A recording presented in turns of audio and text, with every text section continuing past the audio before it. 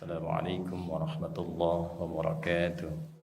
Alhamdulillahi rabbil alamin.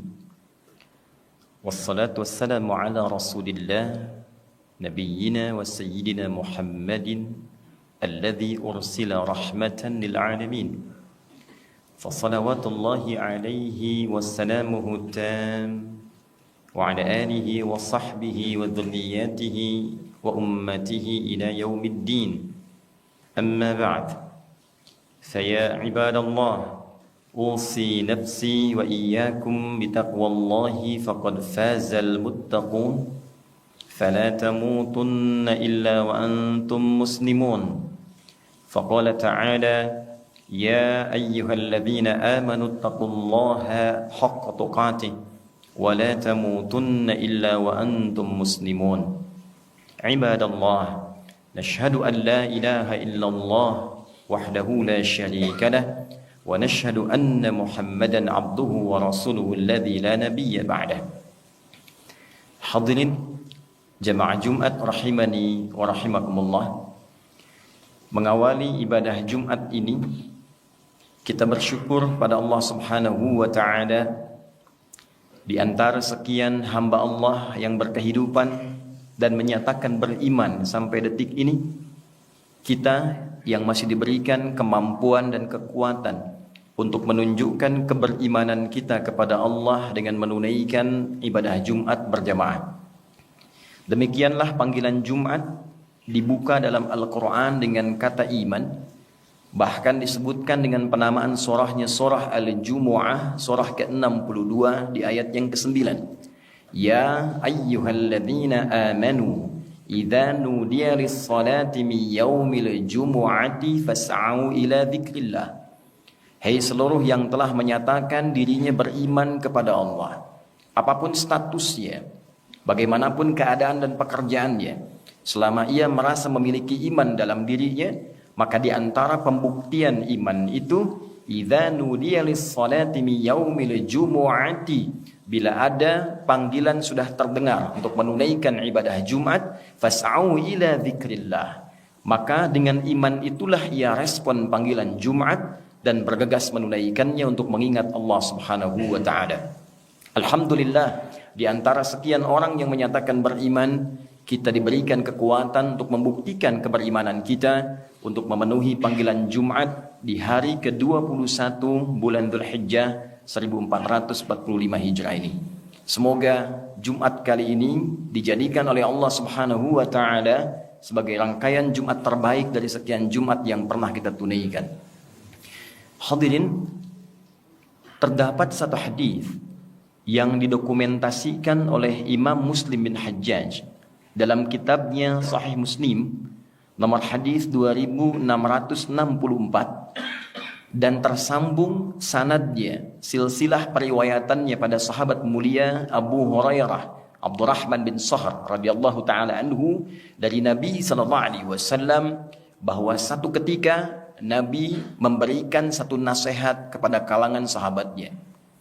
Di antara kita seringkali ingin minta nasihat kepada ulama, minta nasihat kepada tokoh. Hadis ini memberikan kesempatan kepada kita untuk mendengar langsung nasihat dari Nabi Agung Muhammad sallallahu alaihi wasallam.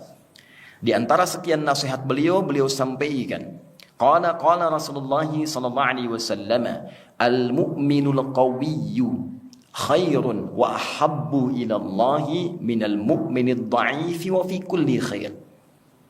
Al-mu'minul qawiyyu, insan beriman yang kuat itu, khairun wa ahabbu ilallah, dipandang lebih baik dan lebih dicintai oleh Allah, minal mu'minid dhaif, dibandingkan dengan orang yang mengaku beriman tapi lemah. Wa fi kulli khair, dan kekuatannya ini digunakan pada beragam aspek kebaikan. Rawahu Muslim, hadis diriwayatkan oleh Imam Muslim. Hadirin, hadis ini menurut para ulama setidaknya memberikan kesan positif yang ditekankan pada 3 aspek. Kesan positif ini dikhususkan oleh Nabi sallallahu alaihi wasallam pada sifat orang beriman.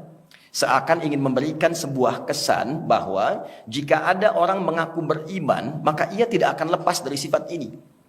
Jika Anda datang ke Jumat ini dan mengatakan saya termasuk yang beriman ya Rasulullah, maka buktikan keberimanan kita dengan setidaknya memenuhi sifat yang diterangkan oleh Nabi SAW dalam hadis berikut ini.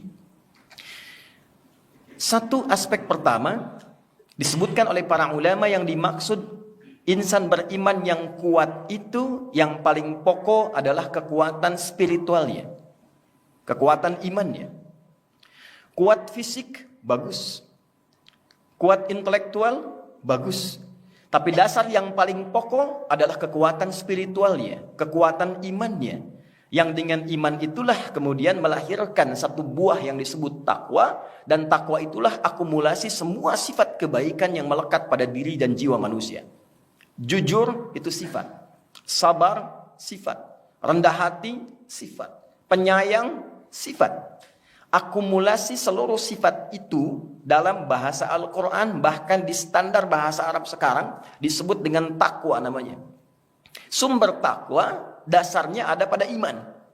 Untuk itulah ketika Al-Quran membuka pertama kali kata takwa disandingkannya dengan kata iman. Dzalikal kitabu la raiba fi hudal lil muttaqin. Siapa orang takwa yang dimaksud di sini? Alladzina yu'minuna bil ghaib, yaitu orang yang meyakini, memiliki iman kepada Allah walaupun belum tampak dalam pandangannya. Iman disandingkan dengan takwa. Beberapa bulan lalu kita menunaikan puasa, dibuka dengan kata iman, diakhiri dengan kata takwa. Ya ayyuhalladzina amanu kutiba alaikumus shiyam kama kutiba alal ladzina min qablikum la'allakum tattaqun. Seorang pemilik iman secara otomatis kata Al-Quran seharusnya memiliki akumulasi takwa. Jika memiliki takwa, maka secara otomatis terhimpun pada dirinya semua bekal-bekal sifat kebaikan. Orang takwa itu pasti jujur. Orang takwa itu pasti rendah hati. Orang takwa itu pasti penyayang. Menjadi suami bertakwa, suami yang sayang pada istrinya. Ayah yang takwa, ayah yang sayang pada keluarganya. Pimpinan yang bertakwa, pimpinan yang sayang pada anggotanya. Demikian sifat takwa ketika menyemai dan terkumpul dalam jiwa yang terlahir semua sifat kebaikan. Beruntung kita, seluruh instrumen kebangsaan yang melekat dan menyemai negara kesatuan Republik Indonesia, dasar yang melekat di dalamnya adalah sifat-sifat takwa. Kita mendapati dalam Undang-Undang Pendidikan misalnya, di Undang-Undang Sisdiknas nomor 20 tahun 2003, dari pasal menimbang ada 5 poin, poin keduanya langsung menegaskan Undang-Undang Dasar Negara Republik Indonesia tahun 1945 mengamanatkan pada pemerintah mengusahakan menyelenggarakan satu sistem pendidikan nasional yang meningkatkan keimanan dan ketakwaan pada Tuhan Yang Maha Esa. Baru mencerdaskan kehidupan bangsa. Jadi orang tua kita menginginkan sebelum pintar itu, sebelum cerdas, itu takwa dulu. Karena kepintaran yang tidak disupport dengan kebaikan, itu melahirkan malapetaka. Pintar, bagus. Tapi yang pintar tidak baik, mencelakakan. Pintar dalam bidang hukum, tapi tidak baik, berpeluang memanipulasi hukum. Pintar di bidang ekonomi, tapi tidak baik, berpeluang pula menghadirkan tindakan-tindakan yang kontraproduktif. Maka undang-undang kita, dasar negara kita menyematkan takwa sebelum sifat intelektual. Sifat spiritual sebelum intelektual. Kita bawa, kita tarik ke Sabta Marga TNI dari 7. 1, kami warga negara Indonesia yang bersendikan Pancasila. 2, jadi patriot. 3, kesatria. Kami kesatria Indonesia yang bertakwa pada Tuhan Yang Maha Esa. Membela kebenaran, kejujuran, dan keadilan. Takwa hadir di dalamnya. Dibawa kemudian ke Polri. Dari Tribrata yang pertama, kami polisi negara kesatuan Republik Indonesia yang mengabdi pada nusa dan bangsa dengan meningkatkan ketakwaan pada Tuhan Yang Maha Esa. Takwa. Dibawa ke kehakiman, ada 5 dasar etik hakim disebut dengan Pancadharma. Dari ksatria sampai dengan tirta. Yang pertamanya disebut ksatria, kami hakim Indonesia yang meningkatkan takwa kepada Tuhan Yang Maha Esa. Bersyukur kepada Allah karena di preambul Undang-Undang Dasar 1945, negara ini sudah ditegakkan dengan dasar atas berkat rahmat Allah yang Maha Kuasa. Dan ditanamkanlah sifat takwa di dalamnya. Jadi ketika Nabi mengatakan al-mu'minul qawiyyu, orang beriman yang kuat itu. Sekarang Anda jadi apapun silahkan. Jadi pemimpin, bagus. Jadi birokrat, bagus. Jadi hartawan, bagus. Jadi insinyur, istimewa. Bangun bangsa ini dengan semua yang bisa kita dedikasikan. Tapi di saat yang sama, kita disebut hebat dan baik dalam pandangan Allah ketika semua kreasi kita itu didorong dengan sifat-sifat kemuliaan yang disebut dengan takwa. Itulah orang hebat yang sesungguhnya. Dasar yang kedua, tidak cukup dengan soleh saja. Tidak cukup dengan baik saja.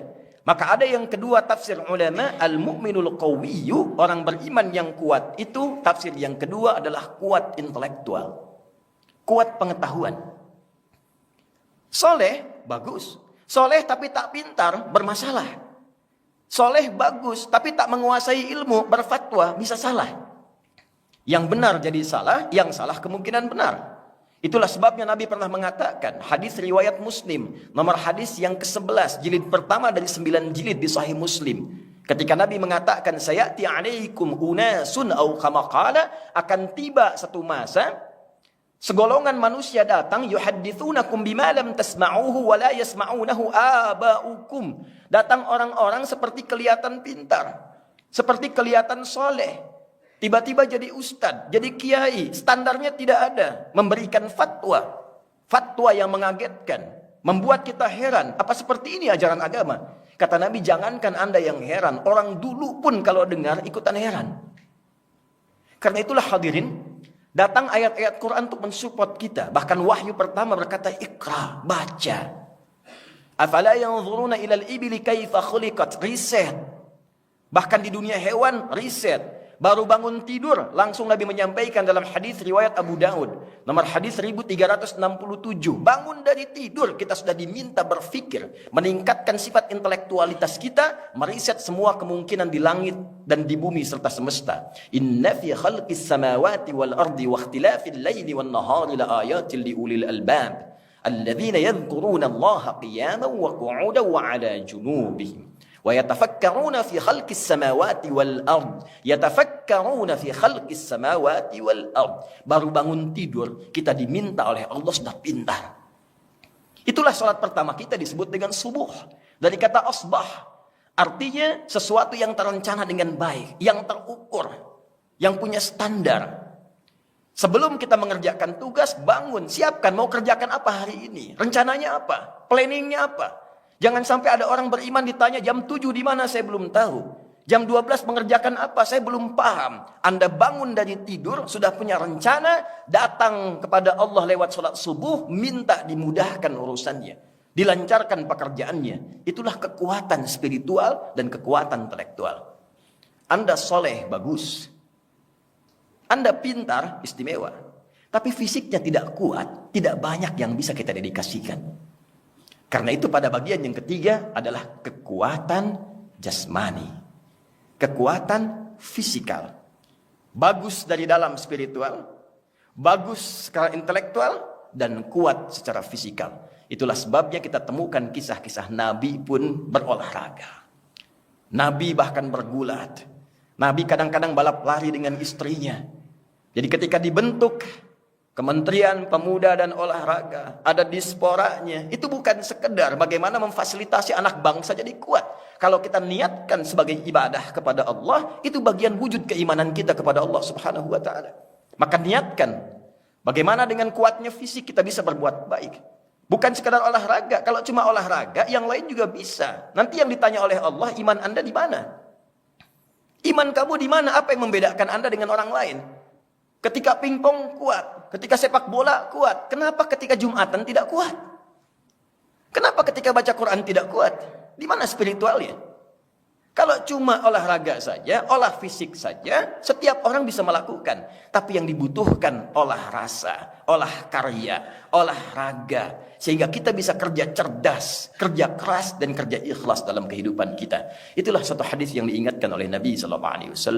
Semoga hadis ini memberikan motivasi lebih kepada kita yang hadir khususnya di Jumat ini untuk semakin menjadi hamba yang paripurna, kuat spiritualnya, kuat intelektualnya, dan kuat secara fisikalnya. Barakallahu li wa lakum fil Qur'anil azim wa nafa'ni wa iyyakum bima fihi minal ayati wa dzikril hakim wa taqabbala minni wa minkum tilawatahu innahu huwas sami'ul alim. Ud'ullaha yastajib lana wa lakum jami'an.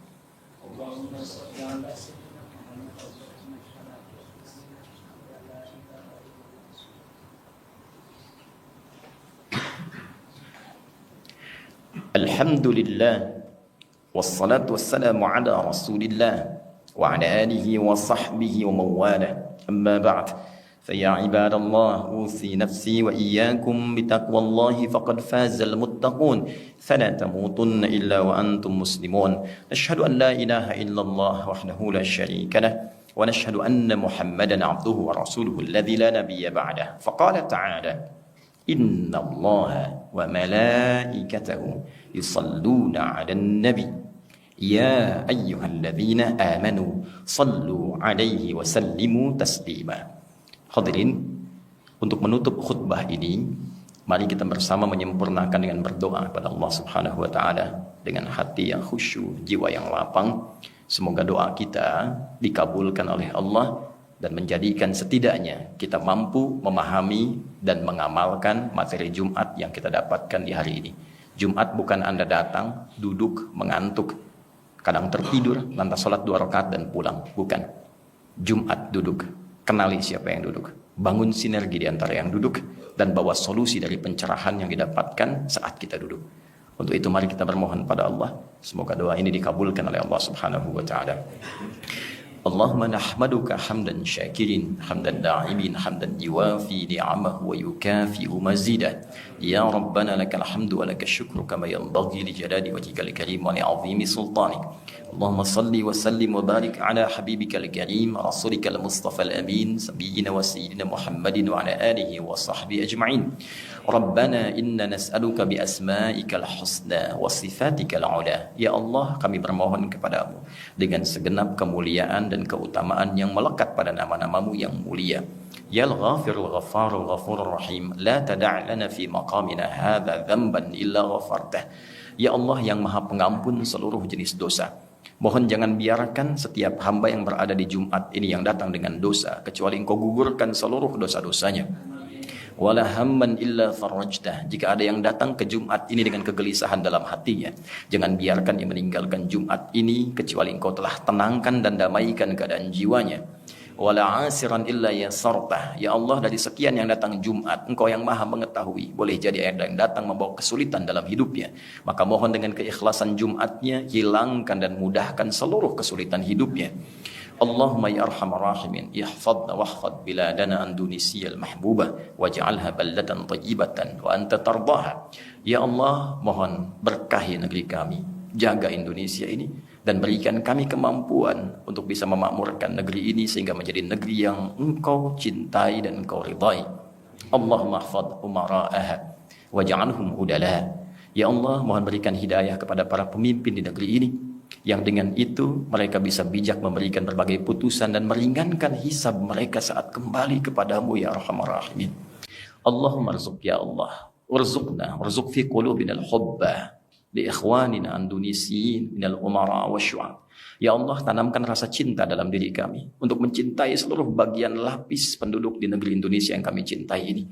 Jauhkan kami dari perpecahan, satukan kami dalam kebaikan, tanamkan sifat saling mendoakan dari kami rakyat kepada pemimpin, pemimpin kepada rakyat, kepada kami seluruhnya untuk membangun negeri ini.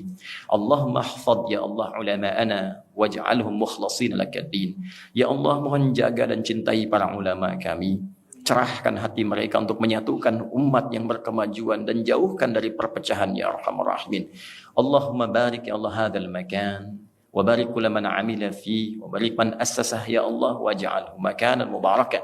Ya Allah, jadikan masjid dan seluruh tempat di area diaspora ini sebagai tempat yang Engkau berkahi. Jangan biarkan ada satu tapak pun di tempat ini kecuali Engkau berikan nilai-nilai kebaikan di dalamnya, yang menjadikan amal soleh dengan kebanggaan dibawa pulang menghadapmu ya Arhamar Rahimin.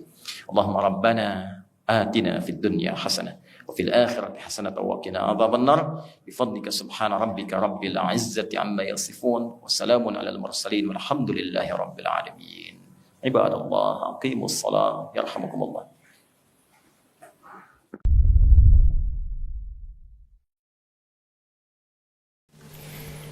الحمد لله رب العالمين.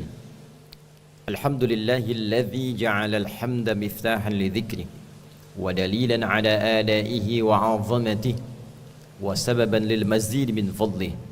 نشهد أن لا إله إلا الله وحده لا شريك له ونشهد أن محمدا عبده ورسوله الذي لا نبي بعده اللهم فصل وسلم وكرم وبارك على نبينا وسيدنا محمد وعلى آله الطاهرين وصحبه أجمعين وذرياته وأمته إلى يوم الدين أما بعد فيا عباد الله أحباب الله وأحباب رسوله صلى الله عليه وسلم أوصي نفسي وإياكم بتقوى الله فقد فاز المتقون فلا تموتن إلا وأنتم مسلمون فقال تعالى يا أيها الذين آمنوا اتقوا الله حق تقاته ولا تموتن إلا وأنتم مسلمون.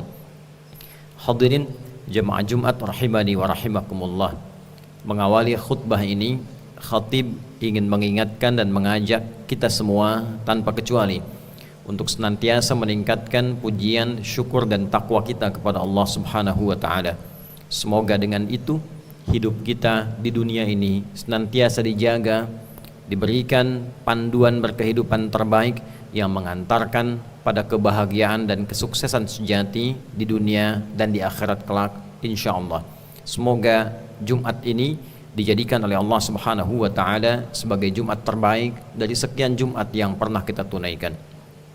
Hadirin, saat kita menyatakan diri beriman kepada Allah Subhanahu wa taala, yakin tanpa ragu bahwa Allah adalah satu-satunya Tuhan yang kita pertuhankan dan kita ibadahi. Untuk itu disebut dengan Allah. Nama ini memiliki dua makna utama, yaitu satu-satunya Tuhan yang hak, la ilaha illa huwa. Yang kedua adalah yang hanya layak untuk diibadahi, layak untuk disembah. Itulah yang menjadikan firman Allah Subhanahu wa taala di Al-Qur'an surah Taha di ayat ke-14 menegaskan dua makna ini. Innani anallahu la ilaha illa ana. Makna pertama, fa'budni. Makna kedua, wa aqimis salata lidzikri. Sungguh aku tegaskan, akulah Allah, tidak ada Tuhan yang layak dipertuhankan selain aku, maka buktikan kebertuhananmu kepadaku dengan menyembahku, dan tunaikanlah salat untuk mengoneksikan dirimu kepadaku. Demikian Quran surah Taha di ayat yang ke-14. Tatkala kita masuk dalam ruang keyakinan tanpa ragu ini, maka disebutlah kita sebagai orang beriman.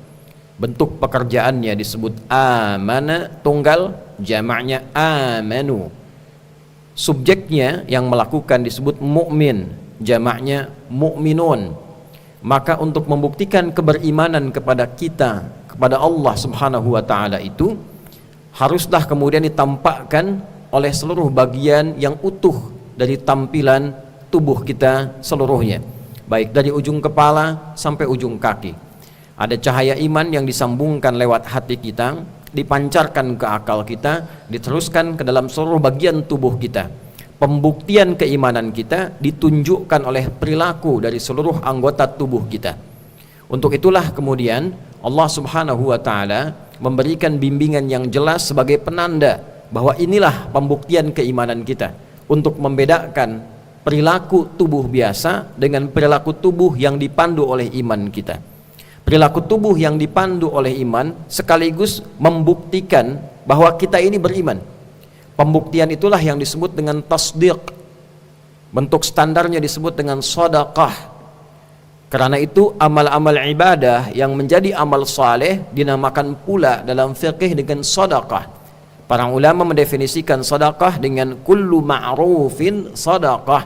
Setiap perbuatan baik yang didasari dengan dasar-dasar keimanan kita kepada Allah Subhanahu wa taala yang menjadi amal saleh itu disebut dengan sedekah. Jamaknya disebut dengan sedaqat.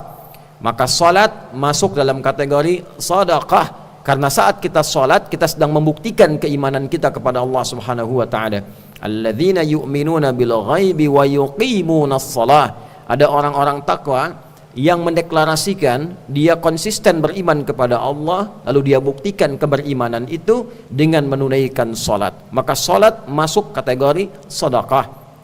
Infak yang kita berikan, baik infaknya suami kepada istri yang sering disebut dengan nafkah, Ar-rijalu qawwamuna 'alan nisa bima faddalallahu ba'dahum 'ala ba'din wa bima anfaqu min amwalihim.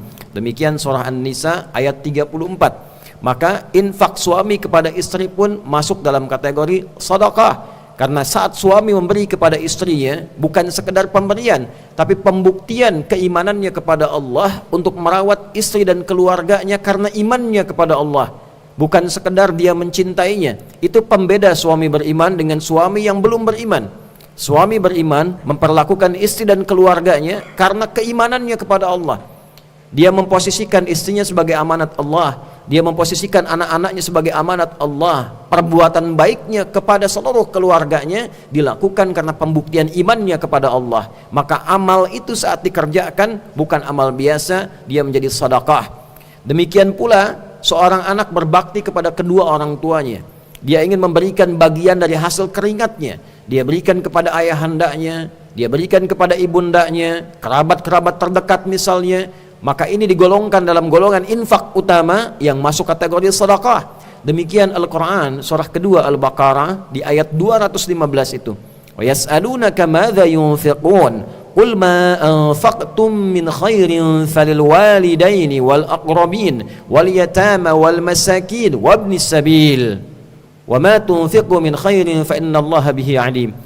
Hadirin sekalian, ada orang bertanya apa yang harus diinfakkan. Maka Allah Subhanahu wa ta'ala kemudian menjelaskan, jika ingin berinfak, berikan yang terbaik. Yang terbaik itu alokasikan pada 5 golongan utama. Maka ada orang tua, ada kerabat di dalamnya, ada anak-anak yatim, ada orang-orang miskin, dan orang-orang yang kesulitan di dalam perjalanan. Ini ketika kita kerjakan dalam berinfak disebut dengan sedekah. Pemberian kepada orang tua bagi orang beriman bukan sekedar hadiah. Bukan perkara Anda naik jabatan, bukan perkara Anda mendapatkan bonus lalu sebagiannya diberikan kepada kedua orang tua berupa hadiah, bukan. Bagi orang beriman itu cermin ketaatannya kepada Allah, pembuktian keimanannya kepada Allah. Jadi semua perbuatan orang beriman ketika dia kerjakan untuk membuktikan keimanannya kepada Allah itu disebut dengan sedekah. Lisan yang baik pun sedekah, mendengar yang baik sedekah, membahagiakan orang dengan senyuman pun sepanjang dilakukan karena Allah itu sedekah. Basmatuka fi wajhi akhika sedekah. Senyum terbaikmu yang membahagiakan saudaramu karena imanmu kepada Allah. Bukan sekedar ingin tersenyum, bukan sekedar ingin kawan kita gembira dengan kegembiraan kita, tapi kita lakukan karena Rasul perintahkan. Kita kerjakan karena ketaatan kita kepada Allah. Itulah sedekah. Intinya semua kebaikan yang kita kerjakan dengan dasar iman itu adalah sedekah. Hadirin, tidak mudah menampilkan sedekah ini karena sepanjang perbuatan itu menjadi ibadah, maka setan tidak menginginkan itu terlaksana dengan baik. Saat dikerjakan, bahkan sebelum dikerjakan, saat dikerjakan, setelah dikerjakan. Tidak pernah akan merasa aman dengan sedekah kita kecuali kita telah wafat, meninggalkan semua aktivitas dunia kita, selesai. Karena setan pun tidak akan berurusan lagi dengan hamba yang telah meninggal. Maka sebelum orang mengerjakan sedekah akan ada gangguan. Orang akan infak akan diganggu. Akan diberikan pertimbangan, lebih baik engkau simpan, mungkin ada kebutuhan yang lain di masa depan. Boleh jadi tidak kemudian dilakukan infaknya. Akan tahajud mungkin terganggu. Lihat dulu, ini pertandingannya masih seru. Boleh jadi berbeda dengan highlightnya. Tidak mungkin dilakukan juga karena ada gangguan. Sebelum dikerjakan ada gangguannya. Saat dikerjakan diganggu pula. Kita ingin keluarkan yang terbaik, ada bisikan lagi. Jangan yang ini yang diberikan. Mungkin yang nilainya di bawah ini dulu.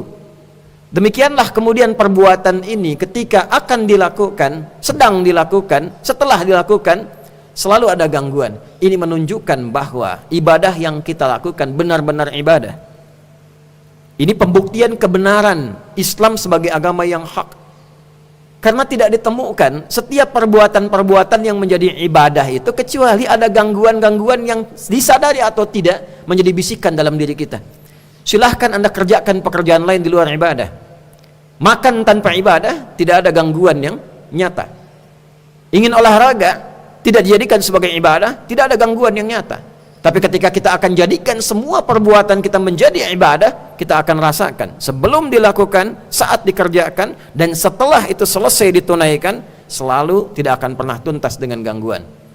Di antara langkah-langkah syaitan yang menjadikan ibadah dan sedekah seorang hamba itu tidak ingin terjadi dengan sempurna dan coba ia hambat adalah langkah yang terakhir, menggoda pasca amal itu dilakukan. Maka hadirin, terkadang dibiarkan di awal amal dikerjakan, saat dilakukan terasa seperti biasa, tapi di penghujungnya ketika tuntas dilakukan, dia mencoba menggugurkan semua amalan itu setelah lelah dikerjakan.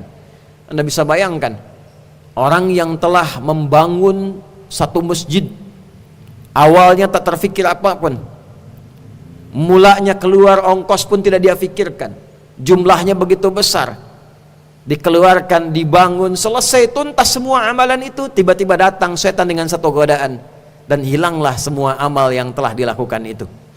Ada yang salat bermasalah, ada yang infak bermasalah, ada yang haji bermasalah. Di Jumat ini penting kita belajar dengan singkat dan padat hal apa yang sering diandalkan setan untuk menggugurkan amalan kebaikan sedekah kita yang tanpa sadar tiba-tiba hilang pahalanya di hadapan Allah Subhanahu wa taala.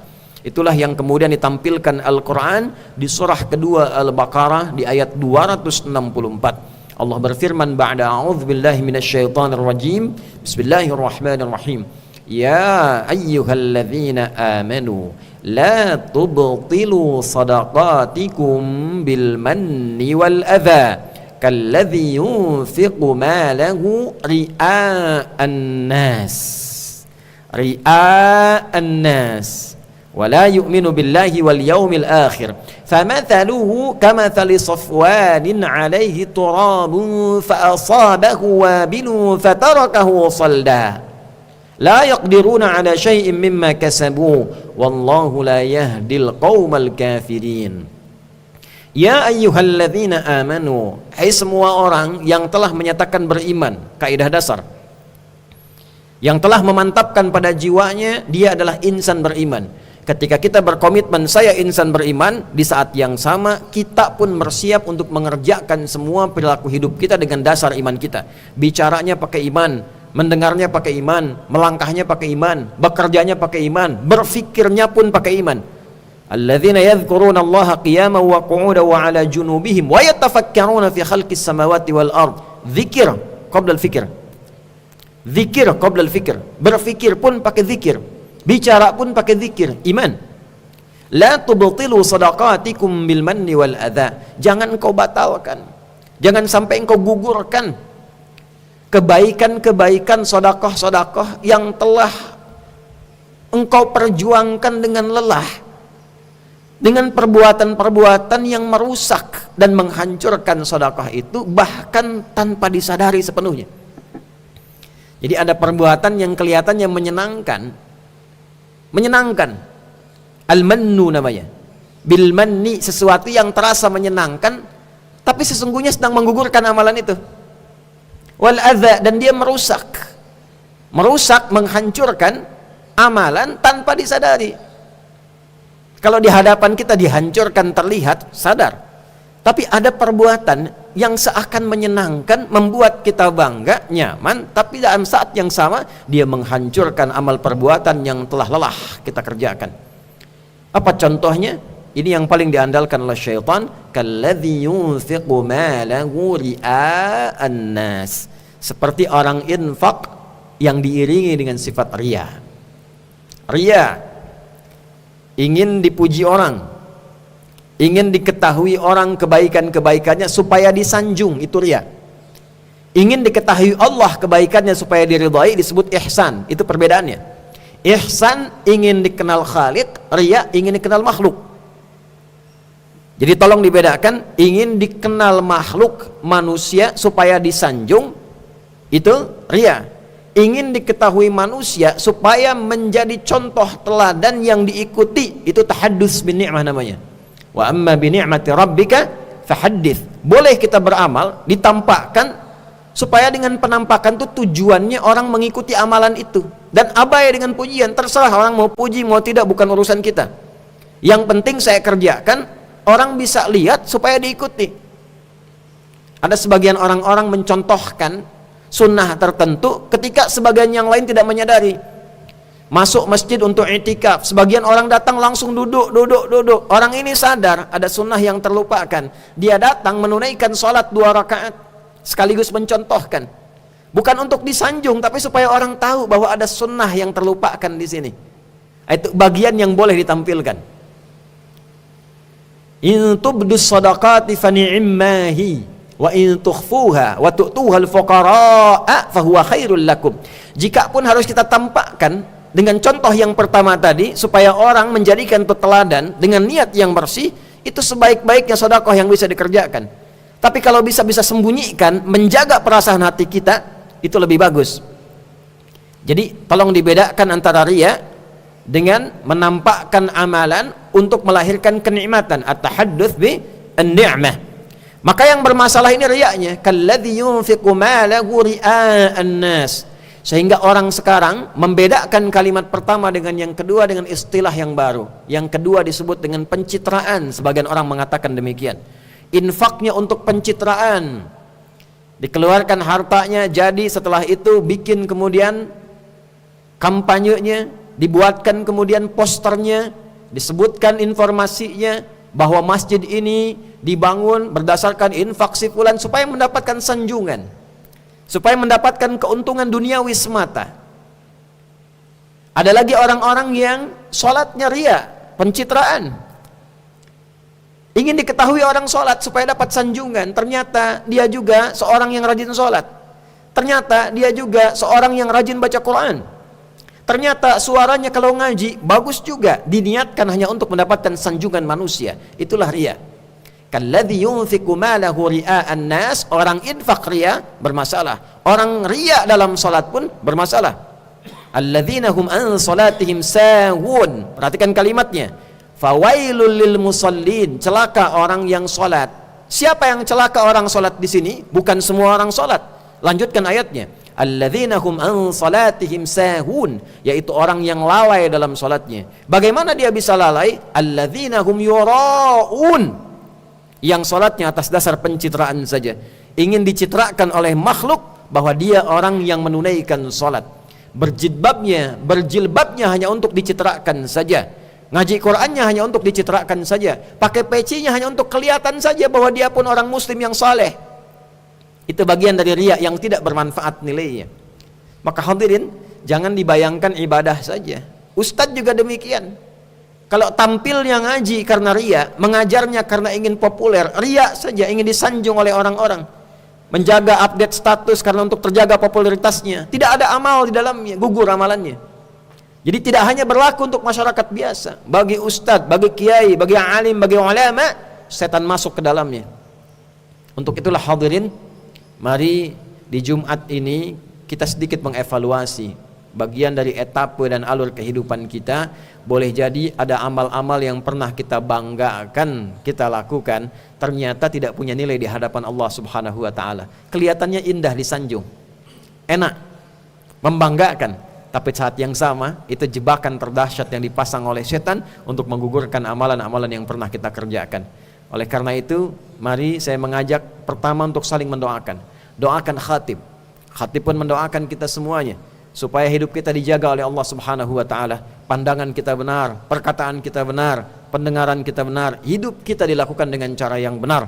Dan di antara kebenaran itu kita menjaga amal sebelum dilakukan, saat dikerjakan, dan setelah tuntas ditunaikan. Semoga khutbah yang singkat ini diridhai oleh Allah Subhanahu wa taala, diberikan pemahaman yang kuat pada jiwa kita, dan diberikan kemampuan pada kita untuk mengamalkan seluruh amalan yang dituntunkan oleh Rasulullah SAW dengan penuh keimanan dan keikhlasan. Barakallahu li wa lakum fil Qur'anil azim wa nafa'ni wa iyyakum bima fihi minal ayati wa dzikril hakim wa taqabbala minni wa minkum tilawatahu innahu huwas samiul alim. Ud'ullaha yastajib lana wa lakum jami'an.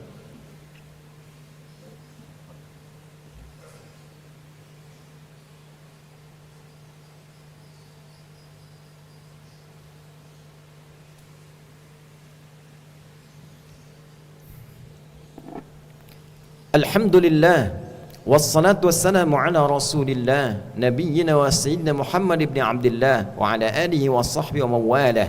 نشهد أن لا إله إلا الله ونشهد أن سيدنا محمدا عبده ورسوله الذي لا نبي بعده. فيا عباد الله أوصي نفسي وإياكم بتقوى الله فقد فاز المتقون فلا تموتن إلا وأنتم مسلمون. فقال تعالى يا أيها الذين آمنوا اتقوا الله حق تقاته ولا تموتن إلا وأنتم مسلمون. Hadirin, mari kita berdoa kepada Allah Subhanahu wa taala di Jumat ini untuk kebaikan kita, keluarga kita, masyarakat, bangsa dan negara kita. Mudah-mudahan doa kita diterima oleh Allah Subhanahu wa taala dan kita panjatkan dengan penuh kekhusyuan, keimanan dan keikhlasan. Qala ta'ala Inna Allah wa malaikatahu yusalluna 'alan nabi ya ayyuhalladzina amanu sallu 'alaihi wa sallimu taslima. اللهم صل وسلم وبارك وكرم على نبينا وسيدنا محمد وعلى آله الطاهرين وصحبه أجمعين وذرياته وأمته إلى يوم الدين. اللهم نحمدك حمدا شاكرين حمدا ناعمين حمدا يوافي نعمه ويكافئ مزيده. يا ربنا لك الحمد ولك الشكر كما ينبغي لجلال وجهك الكريم ولعظيم سلطانك. اللهم اغفر للمسلمين والمسلمات والمؤمنين والمؤمنات الأحياء منا والأموات إنك سميع قريب مجيب دعوات ويا قاضي الحاجات. ربنا لا تدع لنا في مقامنا هذا وفي كل مقام ذنبا إلا غفرته ولا هما إلا فرجته ولا دينا إلا قضيته ولا مريضا إلا شفيته ولا حاجة من حوائج الدنيا والآخرة فيها لك رضا وفيها لنا الصلاح إلا قضيتها يا أرحم الراحمين. اللهم اجعلنا من أهل القرآن واجعل القرآن صحيبا لنا في الدنيا ونورا لنا في القبور وشفيعا لنا في الآخرة يا أرحم الراحمين. علمنا ما نسينا علمنا ما نسينا يا أرحم الراحمين. اللهم احفظ بلادنا أندونيسيا واجعلها بلدة طيبة وأنت ترضاها واهد أمراءها ورؤساها ليخففوا حسابهم يوم القيامة يا أرحم الراحمين. اللهم بارك يا الله هذا المكان من مدرسة أخيار ومعهدها ميرا وجمعيات أخيار تماما مباركة وبارك على عاملين فيها يا رب العالمين والمؤسسين فيها يا أرحم الراحمين مؤسسين لها العاملين فيها جميعا يا أرحم الراحمين. ربنا آتنا في الدنيا حسنة وفي الآخرة حسنة وقنا عذاب النار ويا خير الناصرين انصر إخوتنا في فلسطين وفي كل مكان المبتلين واجعل أحياءهم مجاهدين في سبيلك وموتاهم شهداء وألحقنا معهم في رحمتك يا أرحم الراحمين. وصلى الله على سيدنا محمد وعلى آله وصحبه أجمعين وآخر دعوانا سبحانك اللهم ربنا وبحمدك نشهد أن لا إله إلا أنت نستغفرك ونتوب إليك والحمد لله رب العالمين. عباد الله إن الله يأمر بالعدل والإحسان وإيتاء ذي القربى وينهى عن الفحشاء والمنكر والبغي يعظكم لعلكم تذكرون ولذكر الله أكبر والله يعلم ما تصنعون. أقيموا الصلاة يرحمكم الله.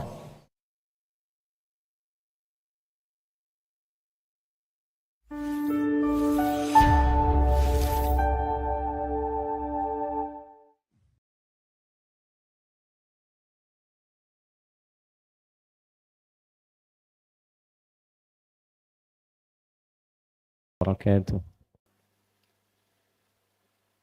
الحمد لله الذي جعلنا مسلمين المؤمنين فنادانا لأداء صلاة الجمعة لنكون من الذاكرين.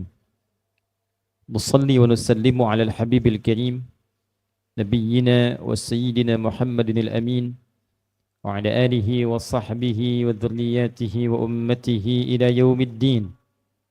أما بعد فيا عباد الله أوصي نفسي وإياكم بتقوى الله فقد فاز المتقون فلا تموتن إلا وأنتم مسلمون.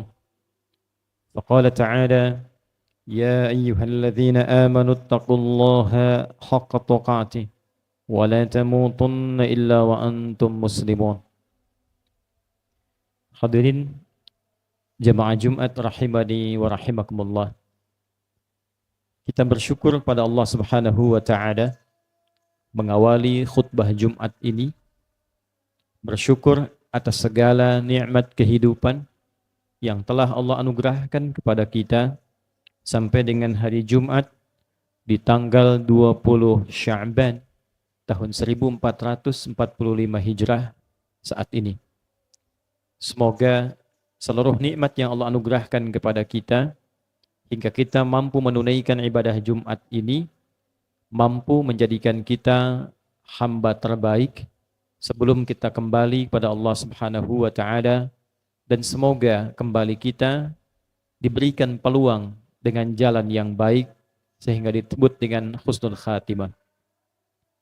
Hadirin, untuk melahirkan kehidupan dunia yang baik, yang dalam bahasa Quran disebut dengan hayatan thayyibah dan ditutup dengan akhir yang baik, yang dinamakan dengan husnul khatimah, maka penting bagi setiap insan beriman untuk memahami hakikat kehidupan. Dan itulah yang ditampilkan oleh Al-Quran, bahkan sejak Allah Subhanahu wa ta'ala mengawali detil firman-Nya dalam Al-Quran yang membuka cerita perjalanan hidup awal manusia saat mulai dipilih menjadi pemakmur bumi hingga diturunkan berketurunan dan tibalah kita menjalani kehidupan sampai dunia ini berakhir. Kita akan coba persingkat tentang hakikat kehidupan dunia ini sehingga Jumat kali ini mampu menyadarkan kita tentang esensi kehidupan agar kita mampu bersungguh-sungguh mempersiapkan diri untuk memasuki kehidupan yang sesungguhnya. Al-Imam Al-Ghazali memberikan satu ilustrasi dalam kitab beliau yang fenomenal, Ihya Ulumuddin, tentang aktivitas manusia di bumi yang diilustrasikan seperti seseorang yang sedang menyelam di kedalaman laut. Ia diberikan tabung oksigen dengan batas tertentu dan diberikan tugas dalam menyelam itu untuk mengumpulkan beberapa benda-benda tertentu. Taruhlah kita sebut misalnya beberapa mutiara. Diberi tugas dengan durasi tertentu. Kalau kita ingin padatkan, misal diberi tugas 24 jam, mesti menyelam, menemukan 5 mutiara dan 6 permata, serta 1 batu tanda khusus. Kalau kita khususkan ada 1, ada 5, dan 6. Diberikan durasi 24 jam untuk membawa itu dan kembali ke permukaan. Namun ternyata ketika menyelam itu ke dasar lautan ditemukan berbagai hal yang sangat indah. Ikan berwarna-warni, terumbu karang yang belum pernah nampak sebelumnya, pemandangan yang begitu indah. Walaupun saat yang bersamaan juga untuk mendapatkan benda-benda tadi, terkadang mendapati gelombang ombak yang tidak mudah. Semakin menyelam ke dalam, semakin deras arusnya. Namun, cukup adil waktu yang diberikan, misinya juga sesuai dengan kemampuan untuk naik ke permukaan. Ternyata, dari sekian banyak yang menyelam, yang gagal itu bukan karena kurang oksigennya. Yang gagal itu bukan karena arusnya. Yang gagal itu ia lupa dengan misinya. Sehingga terpana oleh penampilan-penampilan dan juga pandangan-pandangan yang tampak dalam kemegahan samudra itu, sehingga lupa dengan misi asalnya untuk mengumpulkan benda-benda yang dikhususkan dan berwujud hal yang membawa ia mendapatkan kemaslahatan saat kembali ke permukaan. Itulah kurang lebih ilustrasi dan penjelasan singkat terkait apa yang digambarkan oleh Al-Imam Al-Ghazali dalam kitabnya Ihya Ulumuddin yang menggambarkan tentang misi dan fenomena kehidupan manusia saat menjalani tugasnya di dunia. Quran surah ke-57 Al-Hadid di ayat ke-20. Ini akan menjadi satu sandaran, satu bahasan pokok Jumat kita yang walaupun singkat untuk dipaparkan, tapi boleh jadi ini akan memberikan satu pandangan tentang esensi kehidupan yang sekarang banyak kita saksikan. A'udzubillahi minasyaitonirrajim. Bismillahirrahmanirrahim. I'lamu annamal hayatud dunya la'ibu wa lahwu wa zinatu wa tathakhurun bainakum wa takathurun fil amwali wal aulad. Saya berhenti sampai di kalimat ini dulu. I'lamu, ketahuilah oleh kalian. Jadi yang pertama, Allah memberikan pengumuman, informasi terbuka kepada seluruh hambanya. Kalau kita dengar pengumuman, di bandara ada pengumuman, di sekolah ada pengumuman, di kehidupan berbangsa, bernegara ada pengumuman. Semakin penting yang mengumumkan, semakin istimewa pengumuman itu. Kalau pengumuman disampaikan oleh kepala sekolah, artinya sifatnya penting. Pengumuman disampaikan oleh presiden, bukan menterinya, artinya sifatnya penting. Pengumuman ini langsung disampaikan oleh Allah, bukan melalui makhluk. Allah yang sampaikan secara langsung, kemudian tiba kepada kita melalui Rasul yang teristimewa. Bukan Rasul biasa, bukan malaikat biasa. Yang menyampaikannya kepada Nabi Muhammad SAW, Ruhul Amin, Sayyidul Malaikah, pemimpin para malaikat. Dan yang menyampaikan kepada kita, Sayyidul Anbiya'i wal Mursalin, pemimpin para nabi dan para rasul. Artinya informasi ini melebihi batas penting biasa. Ya, sangat-sangat penting. Apa yang penting itu? Perhatikan cara menerjemahkannya. I'lamu, ketahuilah oleh kalian informasi yang sangat penting ini. Annamal hayatud dunya, inti kehidupan dunia yang kita saksikan dan kita hadir di dalamnya, intinya itu sebagai berikut. 1. La'ib. Kebanyakan nampak seperti permainan. Permainan itu ikut rame kemudian selesai pulang. Kemarin adik-adik bermain futsal, permainan, rame kemarin. Rebutan bola, rebutan piala, setelah itu pulang. Hilang, selesai. Yang Allah ingin sampaikan, kehidupan dunia itu ibaratnya satu seperti permainan. Kerjakan, selesai. Apapun itu. Anda yang mengajar, disiapkan pengajarannya, bahannya, datang ke sekolah, setelah itu mengajar, pulang. Nanti disiapkan besok lagi, begitu lagi. Sampai selesai. Kalau bukan dunia yang meninggalkan duluan, Anda yang meninggalkan duluan. Anak-anak sekarang mau ujian, disiapkan. Belajar, disiapkan. Nanti selesai, ya selesai. Begitu saja, ikut, selesai lagi. Ikut, selesai lagi. Seperti permainan. Ikut permainan tertentu, sepak bola, ikut voli, ikut basket. Begitu selesai permainan, selesai. Maksudnya apa? Maksudnya tidak abadi. Dunia itu sebagus-bagusnya tidak abadi. Jadi yang sekarang dapat jabatan tidak akan ada abadi hukum dunia. Sekarang tinggi, besok selesai. Sekarang presiden, besok selesai. Sekarang panglima, besok selesai. Sekarang hebat, besok tuntas. Sekarang muda, besok tua. Jadi dunia itu tidak ada yang abadi. Itulah sebabnya disebut dengan fana. Nah, memperebutkan sesuatu yang sementara, itu artinya tidak cerdas. Jadi orang cerdas itu, dia akan memperebutkan sesuatu yang abadi, sesuatu yang nampak lebih istimewa dibandingkan dengan sesuatu yang akan hilang dan hancur. Jadi kalau digambarkan begini, ada dua benda. Yang satu bendanya sifatnya abadi. Abadi itu maksudnya terus, tidak hancur. Yang satu lagi hancur. Kalau tidak sekarang, besok. Maka orang pintar pasti dia akan memilih sesuatu yang abadi, yang sifatnya kuat.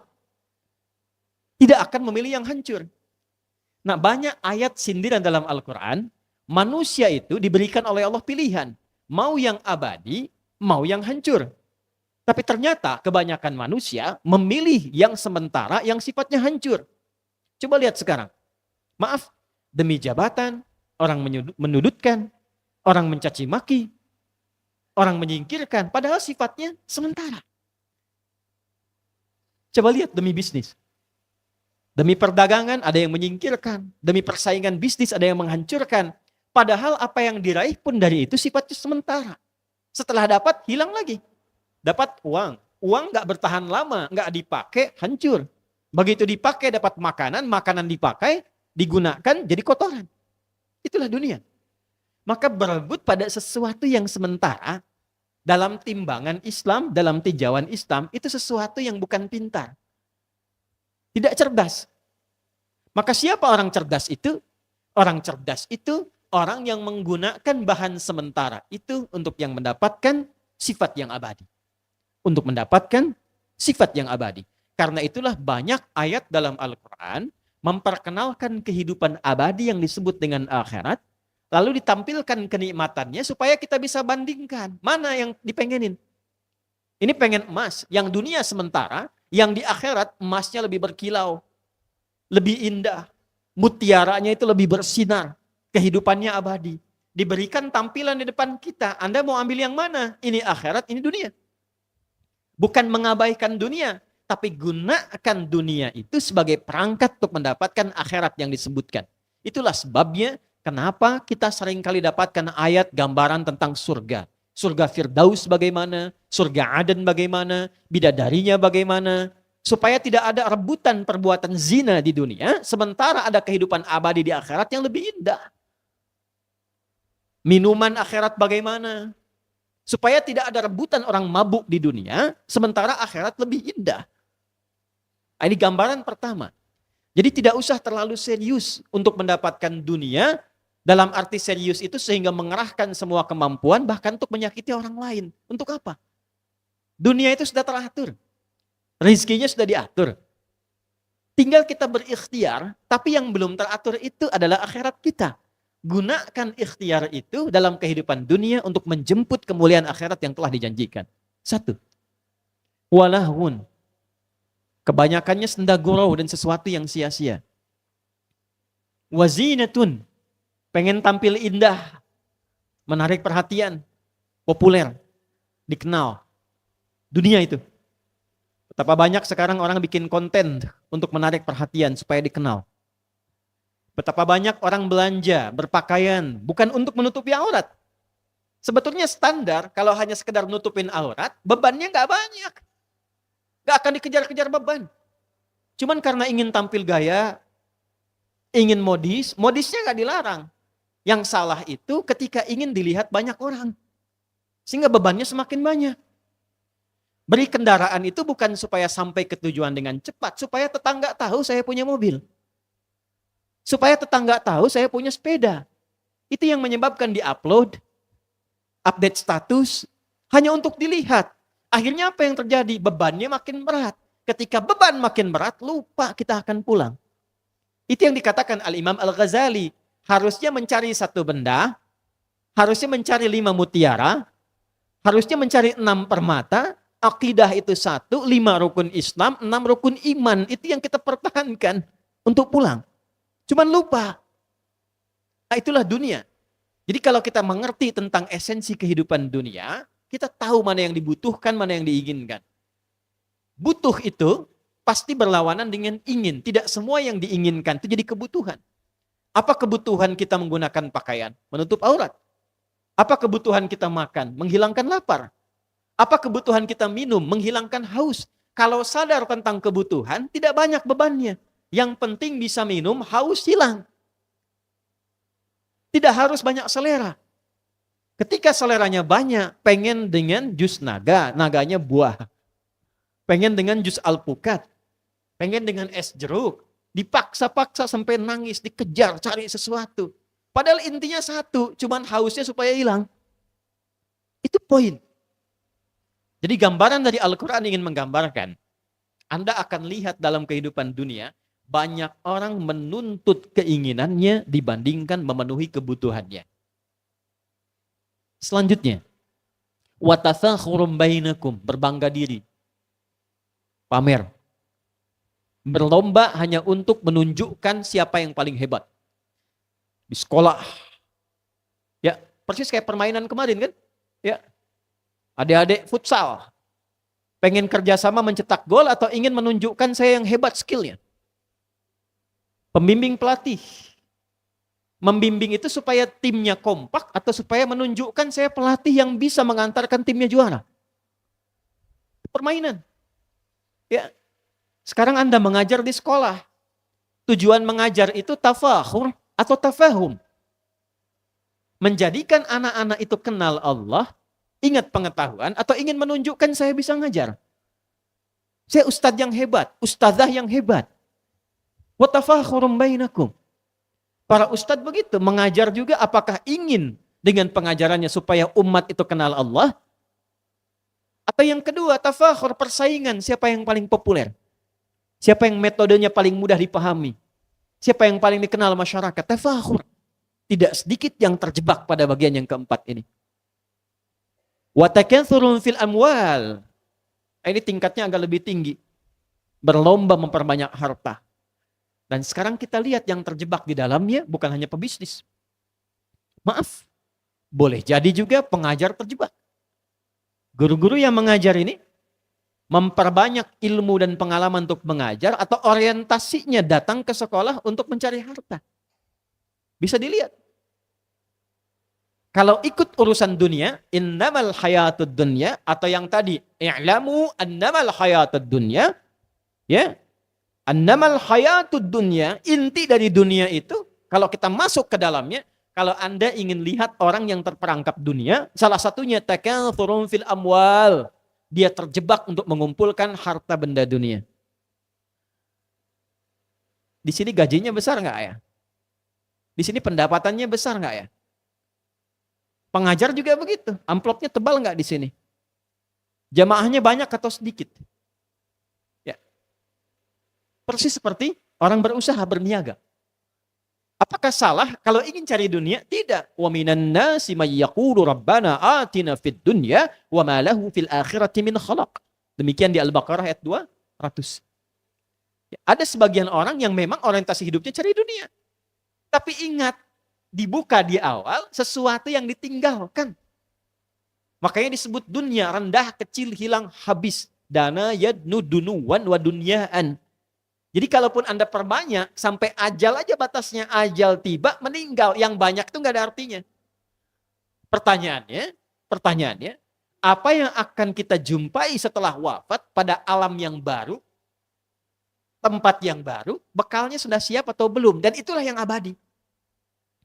Jadi kalau memperbanyak harta tadi untuk menopang akhiratnya, itu yang abadi, yang sejati.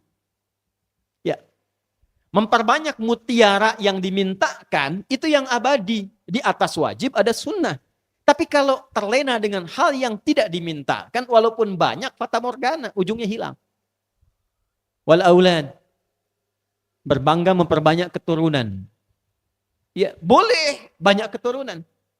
Tapi kalau menyiapkan keturunan dunia, itu yang diingatkan oleh Islam. Hanya untuk dunia. Anak saya jadi dokter. Boleh. Anak saya jadi tentara. Bagus. Anak saya jadi diplomat. Bagus. Disiapkan semua. Tapi ketika semua profesi itu hanya diniatkan untuk dunia, itu yang menurut Islam kurang lengkap. Pada akhirnya meninggal juga. Lalu di akhirat jadi apa? Silahkan jadi dokter, saat yang bersamaan dokter yang rajin sholat. Dokter yang menghafal Quran. Dokter yang melayani untuk ibadah.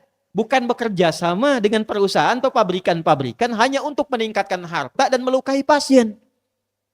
Tuh, itu dunia namanya. Silahkan pilih. Silahkan pilih. Wa takatsurun fil amwali wal aulad kamathali ghaithin a'jabal kuffaru nabatuhu. Thumma yahiju fatarahu musfarra, thumma yakunu hutama. Kalau yang dipilih itu dunianya saja, pengen jadi A, pengen jadi B, jadi pilot, jadi dokter, jadi insinyur. Ya, silahkan ambil itu dunia, kata Allah, seperti persis rumput tumbuh jadi hijau dan bagus, tapi ujungnya menguning, ujungnya hilang, habis. Kalau dibakar itu, ya, jadi semai yang hitam saja nggak ada nilainya, selesai diinjak-injak. Habis. Ya, wa fil akhirati 'adzabun syadidun wa maghfiratun minallahi wa ridwan. Tapi kalau kita gunakan dunia untuk mencari akhirat, perhatikan kalimat Qur'annya, yang kita dapatkan kasih sayang Allah, ridhanya Allah, dan itulah yang menjadikan kita kuat menjalani kehidupan dunia. Ditutup lagi dengan kalimat wamal hayatud dunya illa mata'ul ghurur.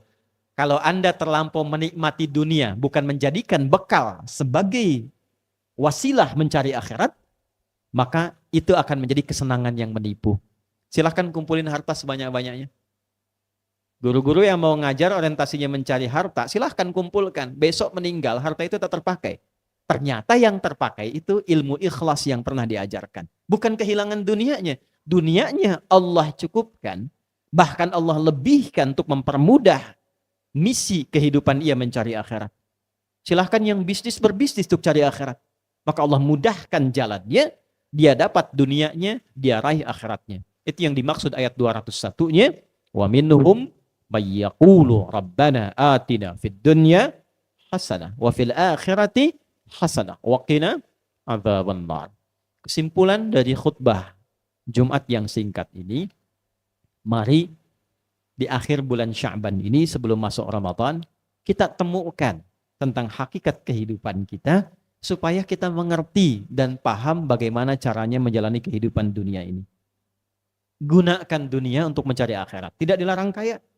Uthman kaya, Abdurrahman bin Auf kaya, sampai sekarang kisahnya viral. Insyaallah adik-adik nanti yang di wisuda di Madinah, di Mekah, akan melihat hotelnya sahabat Uthman bin Affan. Beliau sekarang punya tabungan di Bank Saudi. Salah satu tabungan itu hasilnya didapatkan dari hotel. Dulu zaman Nabi nggak ada hotel. Cuma beliau membeli sumur dengan kebun untuk akhiratnya. Dibeli dengan uang dunia untuk akhirat. Lalu sumur itu, hotel itu, sekarang sumur itu, kebun itu sudah tidak ada, dijadikan hotel. Hotelnya dapat penghasilan, ditabung di bank, hasilnya disedekahkan untuk umat Islam. Sudah 15 abad masih punya hotel sekarang. Itulah akhirat. Dunianya terlihat dan akhiratnya terjamin. Silahkan cari dunia sebaik-baiknya untuk menyiapkan kehidupan akhirat. Tapi kalau semua digunakan hanya untuk memenuhi kebutuhan dunia, tadi cirinya. Banyak mainnya. Semua tergabung, yang 5 tadi itu nanti nyambung semua.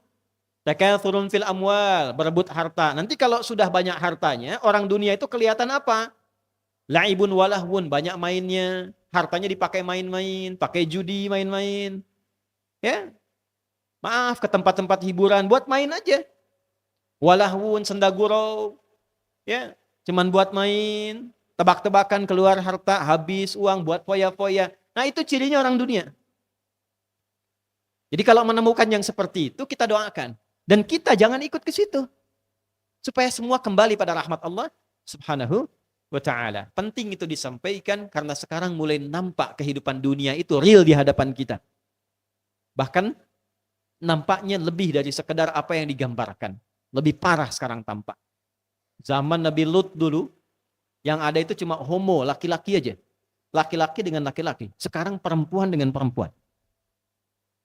Tidak ada yang ganti kelamin, sekarang ganti kelamin. Semakin banyak yang aneh-aneh, semakin banyak tingkat maksiatnya, ini menunjukkan dunia sedang tidak baik-baik saja. Maka kalau ingin jadi orang yang baik, beralihlah mencari kehidupan akhirat, dalam arti gunakan perangkat dunia, silahkan sebaik-baiknya, untuk menjadi pribadi yang baik di hadapan Allah, menjemput kehidupan akhirat kita yang lebih nyata. Barakallahu li wa lakum fil Qur'anil azim wa nafa'ani wa iyyakum bima fihi minal ayati wa dzikril hakim wa taqabbala minni wa minkum tilawatahu innahu huwas samiul alim. Ud'u Allah yastajib lakum wa lana jami'an. Alhamdulillah wassalatu wassalamu ala Rasulillah Muhammad ibn Abdullah wa ala alihi wa sahbihi wa dzurriyyatihi wa man walah wa ba'd. فيا عباد الله أوصي نفسي وإياكم بتقوى الله فقد فاز المتقون فلا تموتن إلا وأنتم مسلمون فقال تعالى يا أيها الذين آمنوا اتقوا الله حق تقاته ولا تموتن إلا وأنتم مسلمون واعلموا فيا عباد الله إن الله وملائكته يصلون على النبي يا أيها الذين آمنوا صلوا عليه وسلموا تسليما اللهم صل وسلم وبارك على حبيبك الكريم رسولك المصطفى الأمين سيدنا ونبينا محمد وعلى آله وصحبه أجمعين اللهم نحمدك حمدا كما علمتنا أن نحمدك، ونشكرك شكرا كما علمتنا أن نشكرك. أنت المقدم وأنت المؤخر، بيدك الخير، إنك على كل شيء قدير. اللهم اغفر للمسلمين والمسلمات والمؤمنين والمؤمنات الأحياء منا والأموات، إنك سميع قريب مجيب دعوات ويا قاضي الحاجات. اللهم يا خير الناصرين، اللهم انصرنا من هوانا من غلبة الدنيا، ووجهنا إلى الحياة الآخرة يا الله يا رب العالمين. ووجهنا يا الله إلى حياة الآخرة يا أرحم الراحمين. آت أنفسنا تقواها وزكها أنت خير من زكاها، أنت وليها ومولاها. اللهم يا خير الناصرين، اللهم انصر إخوتنا في فلسطين، اللهم انصر إخوتنا في غزة، اللهم زد قوة المجاهدين في سبيلك وخاصة في فلسطين، واجعل أحياءهم يا الله مجاهدين في سبيلك، واجعل موتاهم يا الله شهداء في رحمتك، وألحقنا معهم يا الله في رحمتك يا رب العالمين، مع الذين أنعمت عليهم من النبيين والصديقين والشهداء والصالحين، وحسن أولئك رفيقا. اللهم احفظ بلادنا يا الله أندونيسيا، واجعلها بلدة طيبة وترضاها. اللهم اهدي يا الله رئيسها، واهدي يا الله أمراءها، اهدهم إلى الصراط المستقيم، صراطك الذين أنعمت عليهم من النبيين يا الله والصديقين والشهداء والصالحين، وحسن أولئك رفيقا. اللهم احفظ علماءنا واجعلهم يا الله مخلصين لك الدين. اللهم ربنا آتنا في الدنيا حسنة، في الآخرة حسنة، وقنا عذاب النار. اللهم بارك هذه المدرسة مدرسة الأخيار يا رب العالمين، وبارك معهدها معهد ميرا يا أرحم الراحمين، واجعلها يا الله في ميزان حسناتنا يوم القيامة يا أرحم الراحمين، بفضلك سبحان ربك رب العزة عما يصفون، وسلام على المرسلين، وآخر دعوانا أن الحمد لله رب العالمين. عباد الله، إن الله يأمر بالعدل والإحسان وإيتاء ذي القربى وينهى عن الفحشاء والمنكر والبغي، يعظكم لعلكم تذكرون، ولذكر الله أكبر، والله يعلم ما تصنعون. أقيموا الصلاة يرحمكم الله. رب العالمين، الحمد لله الذي فرض على المؤمنين الجمعة ليزدادوا إيمانا مع إيمانهم وليصبحوا من الذاكرين، والصلاة والسلام على رسول الله نبينا محمد، أحسن من ذكر الله قلبا وجسدا، وكان ويكون إمام المتقين، فصلوات الله عليه وسلامه وعلى آله وصحبه وذرياته وأمته إلى يوم الدين. أما بعد، فيا أحباب الله وأحباب رسوله صلى الله عليه وسلم، أوصي نفسي وإياكم بتقوى الله، فقد فاز المتقون، فلا تموتن إلا وأنتم مسلمون. فقال تعالى مذكرا بذلك: يا أيها الذين آمنوا اتقوا الله حق تقاته ولا تموتن إلا وأنتم مسلمون. Hadirin jemaah Jumat rahimani wa rahimakumullah, bersyukur pada Allah Subhanahu wa taala mengawali Jumat di hari ini di antara sekian hamba Allah yang tengah masih berkehidupan sampai detik ini. Kita yang masih diberikan kesempatan oleh Allah untuk beriman, sekaligus membuktikan keimanan kita dengan menunaikan salah satu kewajiban yang Allah tetapkan kepada kita, yaitu menunaikan salat Jumat berjamaah. Semoga Jumat kali ini diberkahi oleh Allah dan dijadikan sebagai Jumat terbaik dari sekian Jumat yang telah kita jalani. Hadirin, dari hitungan khatib yang sederhana, seorang muslim baligh yang telah mendapati usia 20 tahun setidaknya telah menunaikan Jumat sebanyak 384 kali selama masa balighnya. Jika ia berusia 30 tahun, setidaknya ia telah menunaikan Jumat sebanyak 864 kali dalam rentang usianya. Jika ia berusia 40 tahun, maka setidaknya ia telah menunaikan Jumat sebanyak 1334 kali selama hidupnya. Demikian seterusnya sampai batas-batas usia kembali kepada Allah Subhanahu wa taala. Pertanyaan besarnya, dari sekian ratus ribu kali Jumat yang ditunaikan itu, apakah setiap muslim yang menunaikan Jumat sudah mengerti tentang hakikat Jumat itu? Sudah paham tentang hikmah Jumat itu? Ataukah Jumat hanya menjadi ibadah formalitas yang datang, dengarkan khutbah, kadang-kadang mengantuk, bahkan ada yang tertidur lantas salat 2 rakaat dan pulang begitu saja? Apakah Jumat itu yang diinginkan saat disyariatkan? Atau ada hikmah lain yang saking pentingnya hikmah ini dijadikan Jumat sebagai pengganti dari ibadah zuhur yang biasa kita tunaikan di hari-hari yang lainnya? Pembahasan Jumat kali ini akan menampilkan hikmah yang dimaksudkan dan mengantarkan kita pada awal mula Jumat disyariatkan. Hadirin rahimani wa rahimakumullah, jauh sebelum masa Islam yang kemudian risalahnya ditugaskan oleh Allah Subhanahu wa taala kepada Rasulullah sallallahu alaihi wasallam untuk ditebarkan, masyarakat Arab pada masa itu yang dikenal dengan jahiliyah sudah memiliki agenda pekanan dalam beraktivitas. Bahkan mereka menamai setiap hari dengan bilangan waktu yang menunjukkan aktivitas mereka yang kelak akan dibagi kepada 4 klasifikasi utama. Pertama, ada golongan yang sibuk dengan berdagang, berbisnis, bertijarah. Mereka dikenal dengan golongan tujar. Ada lagi yang sibuk mengumpulkan lirik-lirik untuk syair, golongan para pujangga yang disebut dengan syair dijamakkan dengan syuara.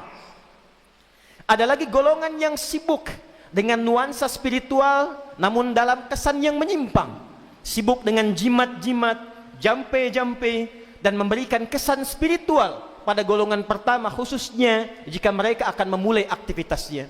Itulah yang disebut dengan para dukun atau dikenal dengan kahin atau kuhan jamaknya.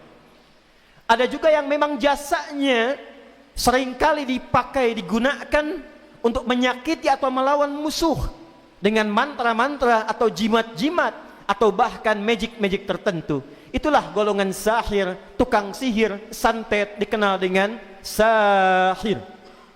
4 golongan ini mereka terbiasa beraktivitas dalam sepekan.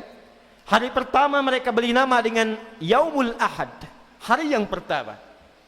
Yang kedua mereka beri nama dengan Yaumul Itsnain, diserap ke dalam bahasa Indonesia menjadi hari Senin, hari yang kedua. Hari ketiga mereka beri nama dengan Yaumul Thulatha, diserap ke dalam bahasa Indonesia hari Selasa, dari kata thalatha, hari yang ketiga. Hari keempat Arba'ah mereka beri nama dengan Al-Arbi'ah, kita serap ke dalam bahasa Indonesia menjadi hari Rabu. Hari kelima mereka beri nama dengan Yaumul Khamis, dari kata khamsah, kita serap ke dalam bahasa Indonesia menjadi hari Kamis, hari yang kelima.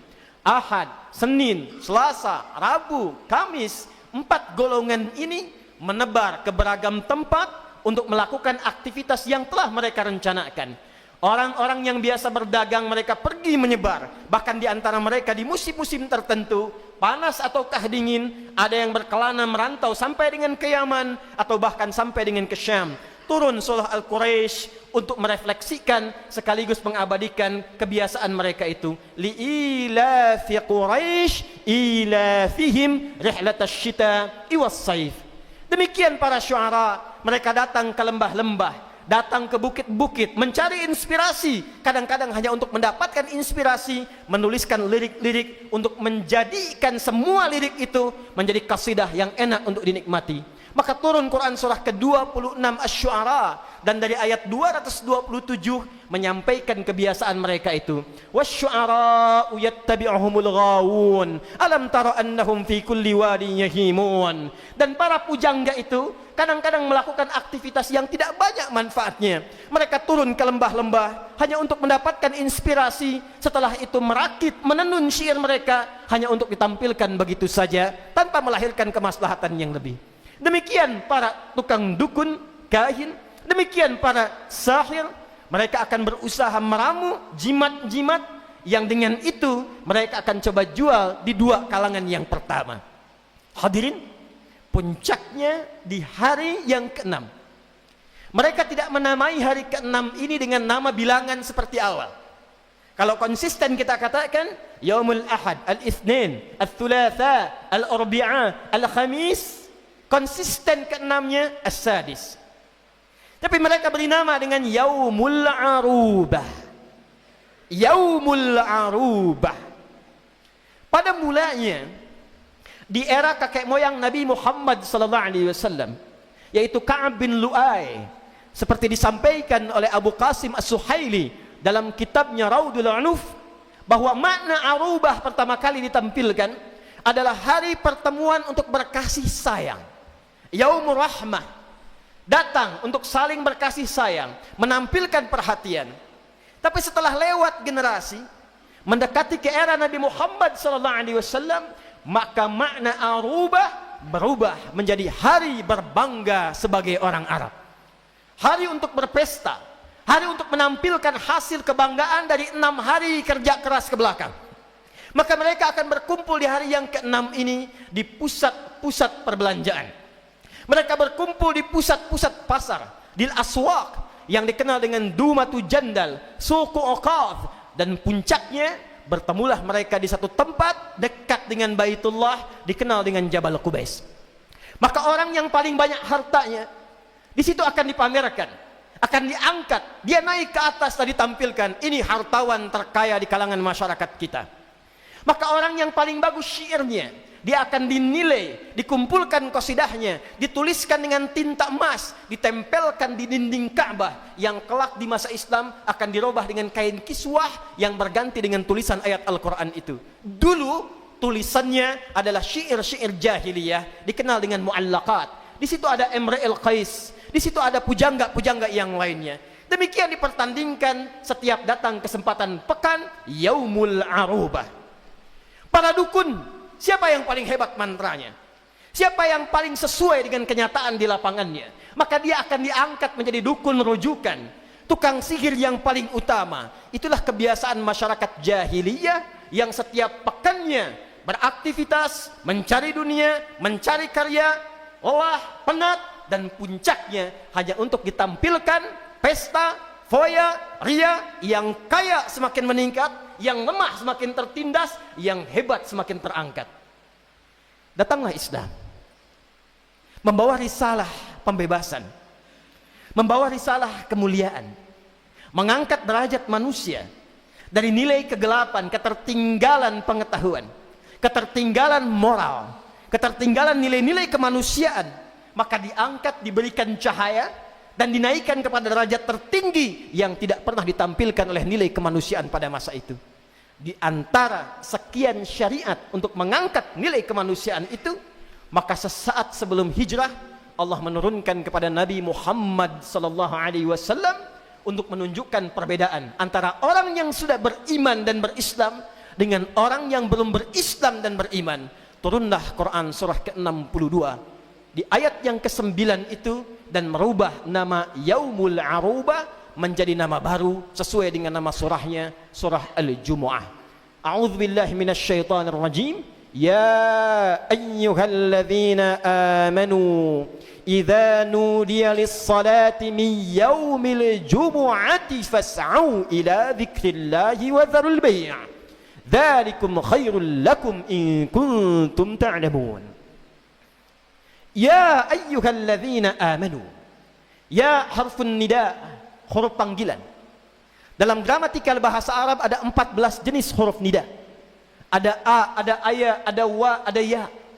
Tapi dalam Quran yang disebutkan hanya satu jenis saja, yaitu ya, disebutkan sebanyak 361 kali. Dalam detil penelitian tentang huruf ya ini, ternyata ya satu-satunya huruf nida yang mewakili semua fungsi 13 yang lainnya. Dia bisa digunakan untuk memanggil yang dekat, yang menengah, bahkan yang jauh, bahkan untuk meminta tolong. Jadi ketika Allah panggil dengan kata ya, seakan Allah ingin mengatakan, ya ayyuhalladzina amanu, hei semua orang yang telah menyatakan dirinya beriman, baik dia merasa dekat, sedang di posisi menengah, ataupun merasa jauh sekalipun. Ayyuha disebutkan 150 kali dalam Al-Quran. Ayyunya munada bimakna taukid, haknya bimakna tanbih. Taukid untuk menguatkan, tanbih untuk mengingatkan. Kata Allah, saya tegaskan kepada siapapun yang telah mengatakan dirinya beriman. Saya ingatkan kepada siapapun yang telah mengatakan dirinya beriman. Siapa itu ya Allah? Alladzina amanu. Alladzina disebutkan 1080 kali dalam Al-Quran.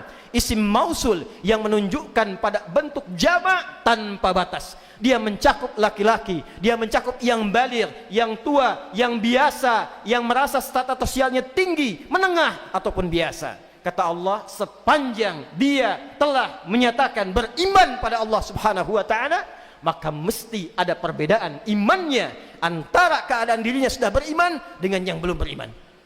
Idza nudiya lis-salati min yaumil jumu'ati. Jika kalian orang-orang beriman itu sudah diseru tiba panggilan min yaumil jumu'ati, di hari Jumat. Hadirin, turunnya ayat ini sekaligus merubah nama Yaumul Arubah menjadi Yaumul Jum'ah. Pertanyaannya, apa itu Jum'ah? Kenapa namanya mesti Allah rubah dengan Yaumul Jum'ah? Dan meminta setiap insan yang telah beriman, sepanjang dia mengatakan telah beriman, terpanggil dengan panggilan iman itu dan datang untuk mempraktekkan makna Jum'ah. Hadirin, Jumat bukan sekedar nama biasa. Ada yang mengatakan dia berasal dari ijtima'. Bukan sekedar ijtima'. Ijtima' sekedar berkumpul. Tapi Jum'ah setidaknya dia memiliki 3 makna utama. Jum'ah mengandung kata al-jam'u, datang berkumpul. Yang kedua, Jum'ah juga mengandung kata at-ta'aruf, saling mengenal. Al-Jum'ah yang ketiga juga mengandung makna al-ihtimam, saling memberikan perhatian. Jadi yang diharapkan datang ke Jumat itu bukan sekedar Anda datang, duduk mendengarkan khutbah kadang-kadang terkantuk, lantas salat 2 rakaat dan pulang begitu saja. Bukan itu yang diinginkan. Kata Allah, perbedaan insan beriman kalau berkumpul dengan insan yang belum beriman ada penekanan yang berbeda. Insan beriman kalau datang bukan sekedar kumpul. Lihat siapa di sampingnya yang datang itu. Kenali siapa yang duduk di kanan dan kirinya. Perhatikan siapa yang ada di belakangnya. Karena itu tidak pernah ada orang datang Jumat di era Nabi SAW kecuali diketahui siapa yang datang itu, apa keperluannya, apa kebutuhannya. Sehingga tidak pernah ada orang datang Jumat kecuali sepulang Jumat selesai kebutuhannya. Hadirin, hadis tentang salat tahiyatul masjid yang diviralkan hanya matannya saja. Qala Rasulullah sallallahu alaihi wasallam, "Idza dakhala ahadukumul masjida fala yajlisa hatta yusalli rak'ataini." Jika ada seorang di antara kalian datang ingin i'tikaf di masjid, maka jangan langsung duduk sebelum dia salat 2 rakaat. Hanya matan yang dilihat. Padahal sababul wurud hadis ini, kata Al-Imam Malik rahimahullah, datang seorang bernama Sulaik dari Ghatafan. Sulaik bukan berasal dari Madinah, dari Ghatafan, dan belum tahu kebiasaan sabda Nabi yang dipraktekkan oleh masyarakat Madinah.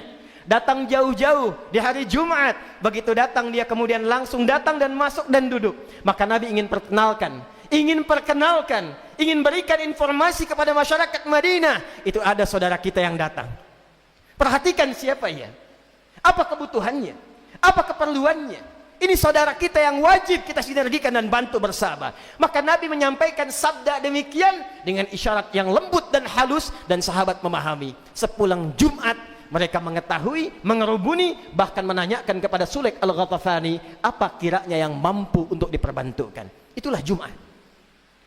Jadi kalau ini kita praktekkan nilai Jumat solutif ini, Jumat yang penuh dengan kebersamaan, Jumat yang penuh dengan perhatian, demi Allah saya katakan tidak akan pernah terjadi pada kondisi umat Islam kecuali hadir persatuan, hadir sinergitas, dan hadir apa yang selalu ingin kita dambakan, yaitu kemaslahatan di antara insan yang beriman. Ada seorang yang sakit tidak mampu ke rumah sakit, datang bertemu di Jumat dengan dokter, selesai persoalannya. Ada mahasiswa bertemu dengan dosen, dia mungkin bisa konsultasi persoalan di kampusnya. Ada orang yang tidak punya pekerjaan, datang ke Jumat bertemu dengan pengusaha, selesai masalahnya. Sekarang pertanyaannya, setelah 15 abad dari kehidupan Nabi itu, di mana Jumat yang diinginkan oleh Rasulullah sallallahu alaihi wasallam itu? Kalau cuma datang, duduk, berkumpul, pulang, jangankan insan beriman, orang jahiliyah pun bisa melakukan itu. Di stadion pun datang, duduk, kumpul, teriak, pulang, selesai. Di pasar datang, duduk, menawar, pulang, selesai. Maka Jumat berbeda. Ya ayyuhalladzina amanu, iman kita dipertaruhkan untuk menampilkan esensi Jumat dalam berkehidupan. Hadirin rahimani rahimakumullah.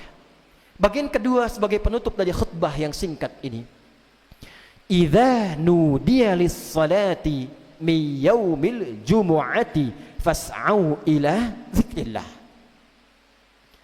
Pembedanya kata Allah, jika ada seruan di hari Jumat itu sebagai pertanda sholat Jumat akan dimulai, bukan sekedar sholatnya, hubungan kita dengan Allah subhanahu wa ta'ala, tapi juga mencakup nilai sosialnya, maka bergegaslah anda semua, kata Allah, untuk berkontemplasi, merenungkan secara singkat, menyadari tentang bekal untuk pulang kembali kepada Allah subhanahu wa ta'ala yang disebut dengan zikrullah.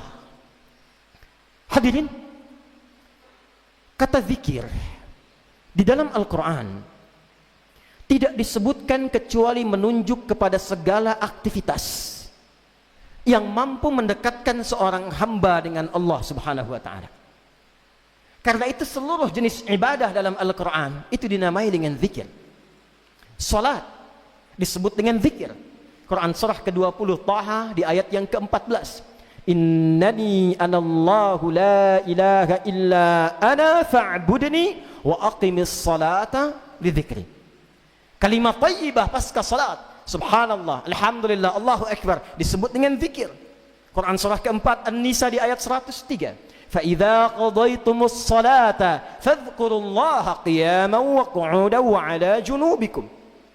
Anda berdoa dengan penuh kekhusyuan disebut dengan zikir. Quran surah ke-7 Al-A'raf di ayat 205. Wadhkur rabbaka fi nafsika tadarruan wa khifatan wa dunal jahri minal qaul. Anda baca Al-Quran, Quran disebut dengan zikir. Quran surah 15 Al-Hijr di ayat yang ke-9. Inna nahnu nazzalna dzikra wa inna lahu lahafizun. Anda menghafal Quran, bahkan disebutkan 4 kali amalannya sebagai zikir utama.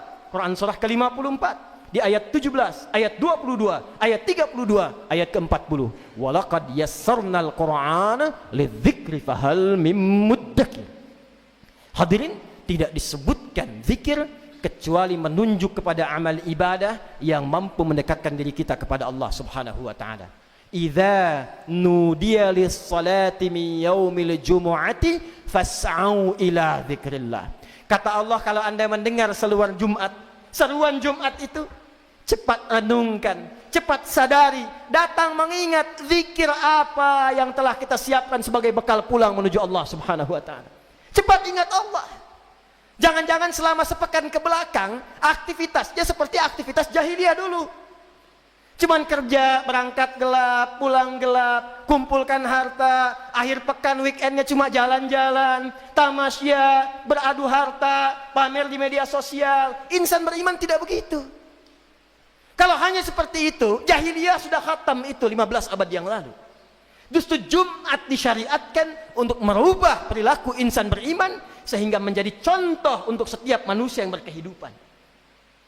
Kalau cuma Anda bekerja berangkat gelap, kumpulkan uang, sajikan lewat fantasi dunia yang mengambang itu, rumah yang megah, kendaraan yang banyak, nikmat untuk liburan, bercanda, bertamasya, update status, peningkatan sosial. Jahiliyah telah melakukan itu jauh sebelumnya.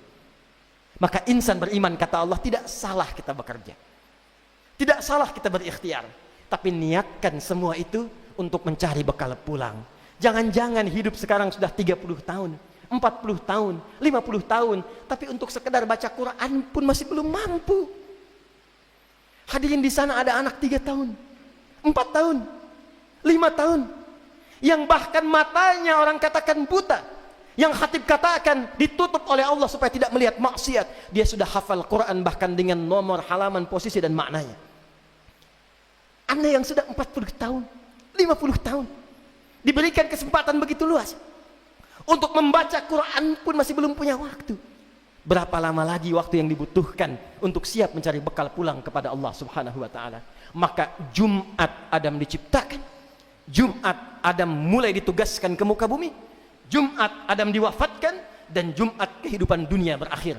Jika bukan dunia meninggalkan kita, boleh jadi kita yang meninggalkan dunia lebih dulu. Maka saat Jumat itulah kita diminta oleh Allah merenung. Kalau Anda, saya, kita diwafatkan di Jumat ini, bekal apa yang kiranya akan kita bawa pulang menghadap kepada Allah Subhanahu wa taala.